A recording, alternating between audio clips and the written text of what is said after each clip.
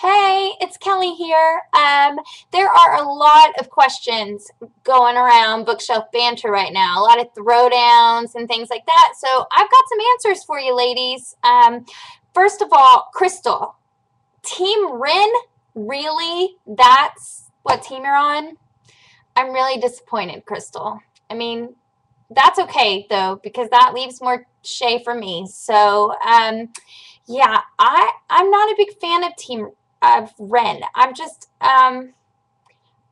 don't know. He's kind of off-putting to me, and I like Shay. I like the fact that there's some mystery about him, and I have read Wolfsbane, so I don't want to give too much away, but yeah, I really want to take Hella and shake her at times because she's so oblivious one way or the other, and I need her to do something. So yeah, not Team Ren over here, baby.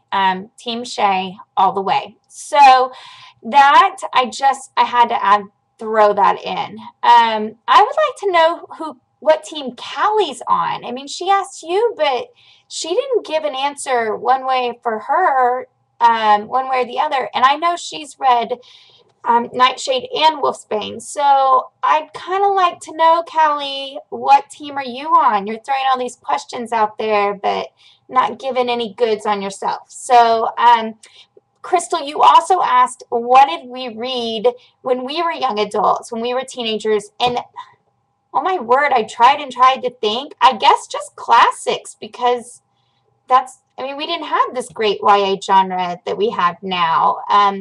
We didn't even have like really good middle grade. We had some, I shouldn't say that. We had some authors that to this day, have stood the test of time.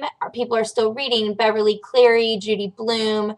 There's a reason they're still there, right? So I did read their books, and I read another author who happened to be Christian fiction named Jeanette Oak a lot. My mom and I would kind of pass them back and forth.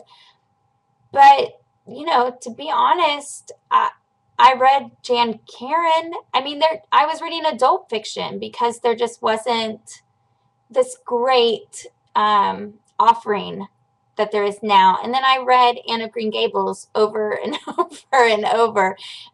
So that's my answer to that. But now I have lots and lots of authors I could tell you to read if I were a teenager, what I would read now. So, Stephanie, you asked who would we interview if we interviewed somebody from a movie, from a book adaptation. And if you follow us on Twitter, you've probably already seen that I'm not a big movie person.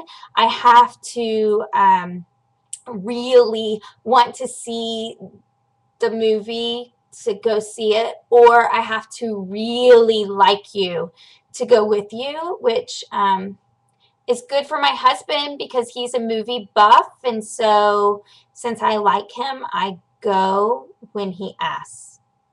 But I'm just not a big movie person. I loved the Harry Potter movies, and I can't wait for the second part of Deathly Hallows to come out.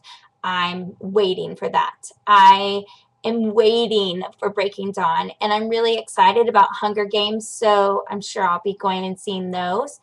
But yeah, I'm not a big movie person. But I guess if I had to pick somebody, this is going to be so cliche, especially right now, but I would want to interview Robert Pattinson, but not because he's hot.